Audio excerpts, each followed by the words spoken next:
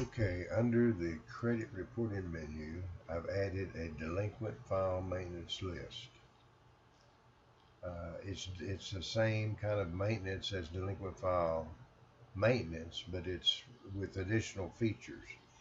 Now I've left both of them on there so we can test them out, make sure they work good. Under delinquent file maintenance list, if you click on that,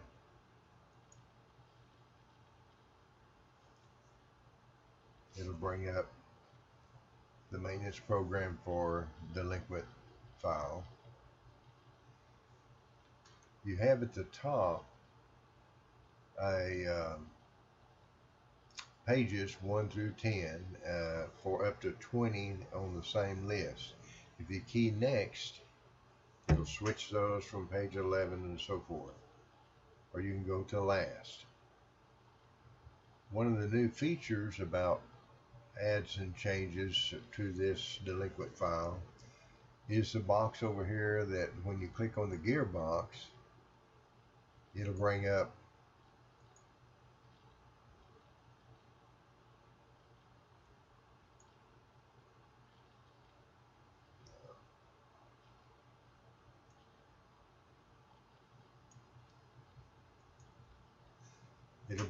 an advanced search or show panel. If you just show the search panel, right next to it you get the fields that can be searched for in the database.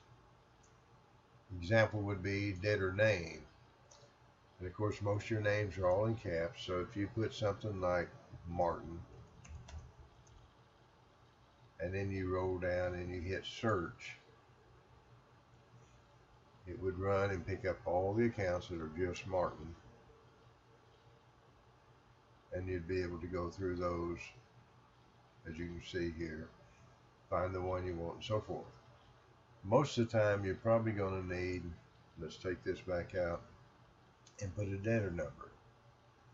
We're going to make an assumption that we're looking for debtor number 1234082 as an example. Now if we put that number in, we go down and we do search, we should get only one debtor, and that would be, in this case, this particular debtor. The pencil you see is the edit. That means when you click on that, you're going to see that record laid out. You'll see all the fields. You make changes and whatever to those fields. Most of them that you look at and we talk about a lot is the last activity date, the flag with the asterisk in it, the S code, AS code rather.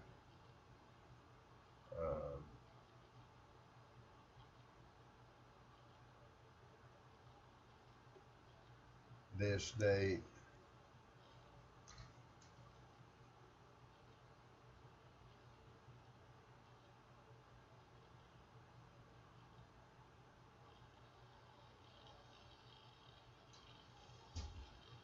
like your 93 code here where you change it to DA, and then you would just simply save and then go back to your list or make any other changes that you deem necessary.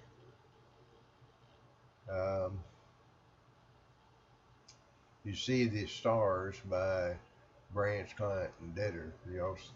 Those mean any record must always have a valid branch, a valid client, a valid debtor number in the file. Can't be left empty or blank.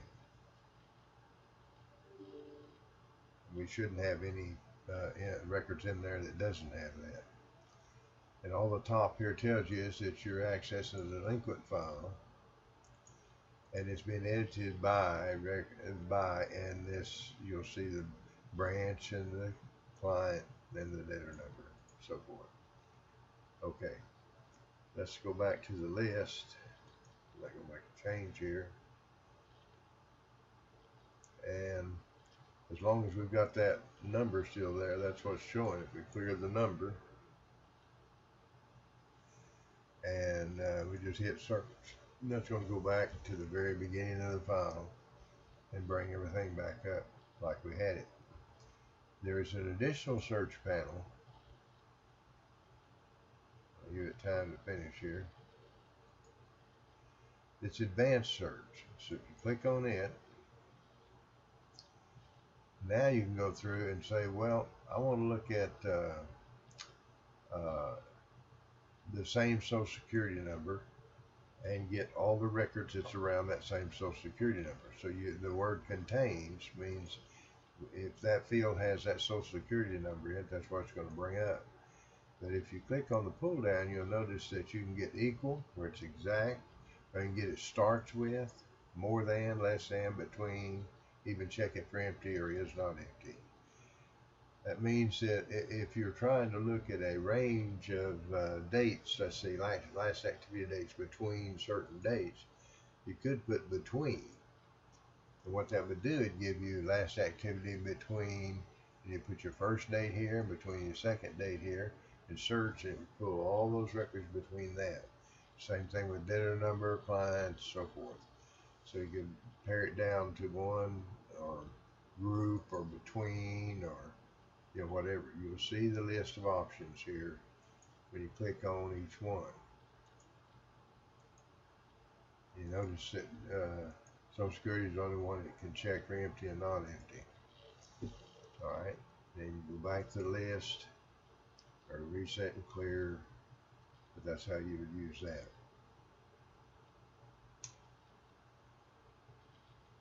Okay, and this here, displaying record, it puts 20 to the page, but you can put 30 to the page, 50, 100, 500, or just do all, and it's just a solid list, one right after the other. But the longer the list, the more it takes you to roll back up to where your search deal is at.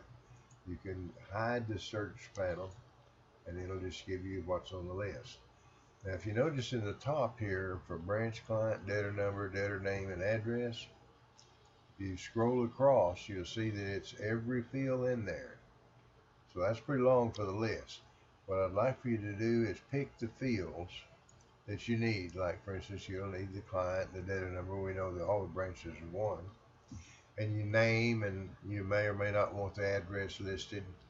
And the client, you may not want the unit. Any of these fields would shorten this list where it's easy to see the things you need to see. But when you do a display, which is what this glass is, this search glass is for, it'll show everything for the record, not just what you got in the list.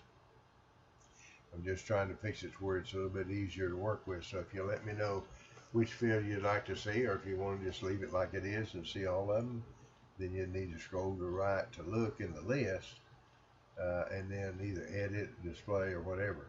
Your add new, of course, gives you a blank sheet here, and you put your one in for branch, client, and debtor, and then whatever else in each of the fields you need, and then save it.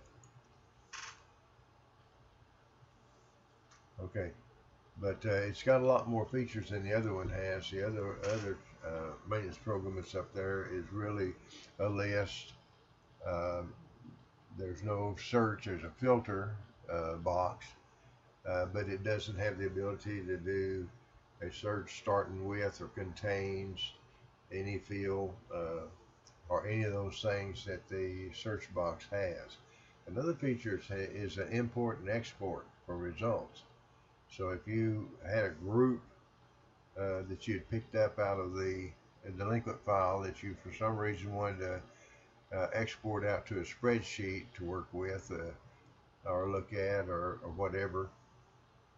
Like, for instance, they wanted to know payments in 90 days. Well, I've got another program that's been worked on that's coming up that'll look at the payment history and has all that ability to search between dates or to start with, which means you can start back 90 days ago or last month or November 1st of 2016 and say start from there, and it would list all the payments since that time for all the accounts or for a specific account, or it's got the same search abilities like this particular program has. So we're going to start using more of these kind of programs. I'd like for you to let me know what you think, and also if you have any problems. And let's take a real close look at the maintenance on these programs and make sure that each of the fields are being recorded like they want to. You might add some records and check each field to see that it adds properly and it didn't write something it wasn't supposed to. I've done some checking, but it's not going to be as thorough as yours when you're using this. Okay, let's see. I'm going to close this out for right now, and then we'll go back and sign off here and close this out.